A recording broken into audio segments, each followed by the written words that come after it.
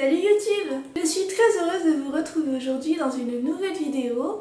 Aujourd'hui, on va parler de simplicité volontaire, puisque c'est le second thème de mon blog et de cette chaîne YouTube.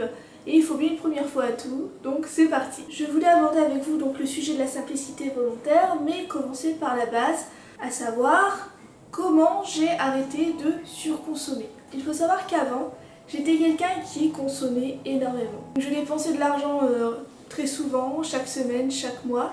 À l'époque, je travaillais donc dans une métropole, donc dans une grande ville, et j'avais accès forcément à tout ce qui est grands magasins, les centres commerciaux, et je passais toujours devant. Je m'attardais très régulièrement dans les magasins, je faisais mes petits tours H&M, New Look, j'achetais toujours.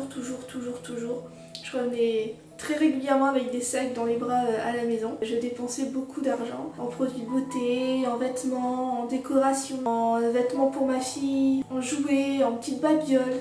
Pas grand chose à chaque fois, pas des sommes énormes à chaque fois. J'avais toujours une bonne raison de dépenser de l'argent parce que oh tiens, c'est en promotion, tiens j'aimerais bien mettre cette petite décoration chez moi, j'aimerais bien acheter un petit jouet pour ma fille, puis je veux acheter un vêtement pour ma fille pour me déculpabiliser d'acheter 50 vêtements pour moi. Je pouvais dépenser entre 300 et 350 € par mois facile dans des choses annexes qui ne sont vraiment pas importantes. Je dépensais sans compter pour rien. J'achetais des vêtements, je les portais quand même parce que c'est toujours agréable de porter des vêtements neufs. Je m'habillais toujours de la même façon et je n'avais jamais rien à me mettre. Il faut savoir une chose, c'est que je suis quelqu'un qui veut tout ou rien. C'est-à-dire que quand j'étais prise de passion pour les sacs à main, j'achetais 1, 2, 3, 4 sacs à main dans le mois. Les baskets aussi, j'ai déjà acheté jusqu'à 3 paires de baskets dans le même mois. Donc ça c'était le temps où je travaillais. J'avais pas un grand salaire, j'ai jamais eu un gros salaire. J'avais toujours un prétexte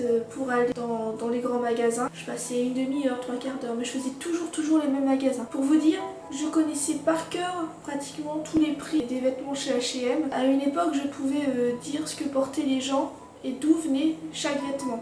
Parce que je faisais tellement les magasins que je connaissais tous les vêtements des magasins. À chaque fois que je me déplaçais quelque part, j'achetais une nouvelle tenue parce que je me disais que les gens avec qui j'étais allaient se souvenir de la dernière fois. Et je voulais montrer que j'avais différentes tenues, que j'avais du goût, que je voulais être à la pointe de la mode et je voulais toujours porter les dernières nouveautés et porter le dernier maquillage et les derniers produits de beauté à la mode, mais en fin de compte, tout le monde s'en fout complètement. Et personne ne connaît le contenu de vos placards. J'avais des vêtements qui dégueulaient de mes armoires et de mes tiroirs, mais j'avais aussi investi toute la salle de bain. J'avais un meuble avec des tiroirs remplis de crèmes, de produits de beauté, de maquillage, de palettes, de gloss, de rouge à lèvres, peu importe. J'avais littéralement rempli la salle de bain de ces choses-là. On était vraiment envahis par tout ça. Quand je faisais des tris dans mes placards, je faisais facilement à chaque fois un sac poubelle 100 litres ou deux à chaque tri. En 2015, j'ai décidé d'arrêter mon emploi pour pouvoir m'occuper à 100% de ma fille. Ça a limité considérablement mes achats et ça a limité considérablement mes déplacements dans les grandes villes. Je n'avais aucune raison de faire un crochet au centre commercial. Ma consommation c'est quand même assez réduite et internet est mon grand ami. J'achetais encore en ligne mais beaucoup moins. Forcément j'avais beaucoup moins d'argent parce que je ne travaillais plus. Puis on a décidé de déménager dans une autre ville un peu plus loin des transports en commun et m'empêchant d'aller véritablement dans les grandes villes pour pouvoir faire mes emplettes parce que c'était beaucoup plus compliqué pour moi parce qu'à l'époque je n'avais pas encore ma voiture, je n'avais pas encore le permis. On va dire que ma consommation s'est tarie au fil du temps. Lors de notre premier déménagement en fait on avait fait aussi un tri mais pas un tri en profondeur. Malgré tout on avait quand même recyclé un maximum de choses. Avec le temps donc comme je le disais j'ai réduit plus ou moins ma consommation et plus le temps passait, moins je consommais. J'ai eu une vraie prise de conscience là-dessus parce que je me sentais étouffée par tout ce que j'avais. Suite à notre premier déménagement en fait j'avais déjà fait un énorme tri même dans mes vêtements. J'avais réduit bien de moitié ma garde-robe, mais c'était quand même toujours énorme. Au début, ça me manquait un peu de ne pas faire les magasins. Le temps passant, on se rend compte que ce n'est pas une nécessité, ce n'est pas un réel besoin. J'ai eu la chance de me retrouver enceinte pour la deuxième fois donc de ma fille cadette. Et je voulais une naissance la plus naturelle possible et finalement donc j'ai accouché à domicile comme je le voulais. Mais la grossesse, ça implique d'énormes changements et notamment au niveau de son comportement et notre façon de voir la vie.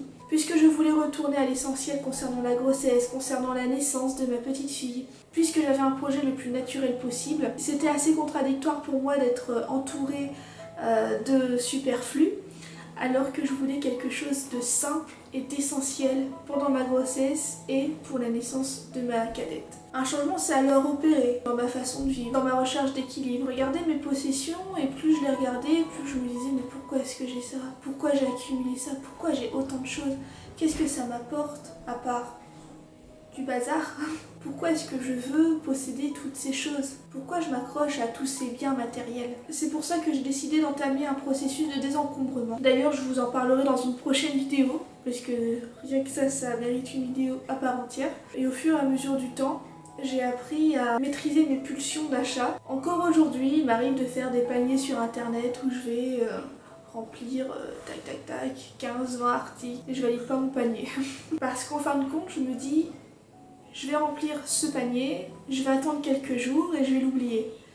Donc si je l'oublie, c'est que c'est pas si essentiel dans ma vie. Évidemment, je consomme encore comme tout le monde, hein, mais beaucoup moins et de manière beaucoup plus raisonnée. Par exemple, nous sommes aujourd'hui au mois d'avril. Nous avons déménagé dans notre nouvelle ville au mois de janvier. Je n'ai acheté qu'un pot d'huile de coco, une crème hydratante et un jean. Alors qu'auparavant, en 4 mois, j'aurais acheté le triple, le quadruple. J'aurais acheté encore des tas et des tas de choses.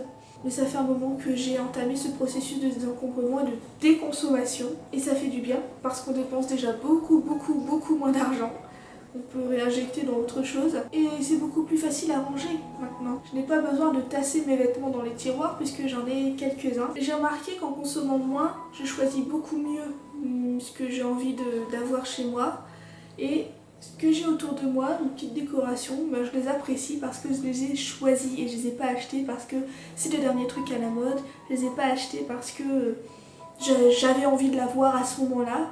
Et je le bazarde juste après parce que je n'en veux plus. Et je me suis dit aussi que ça servait à rien d'avoir 3 fonds de teint différents, que ça servait à rien d'avoir 14 palettes différentes, que ça servait à rien d'avoir 3, 4, 5 mascaras simultanément. Pourtant j'aime encore le maquillage mais chez les autres. Je suis passée donc d'un meuble rempli à juste un petit panier comme ça. Aujourd'hui je me sens beaucoup plus libre parce que je me sens moins prise par mes possessions.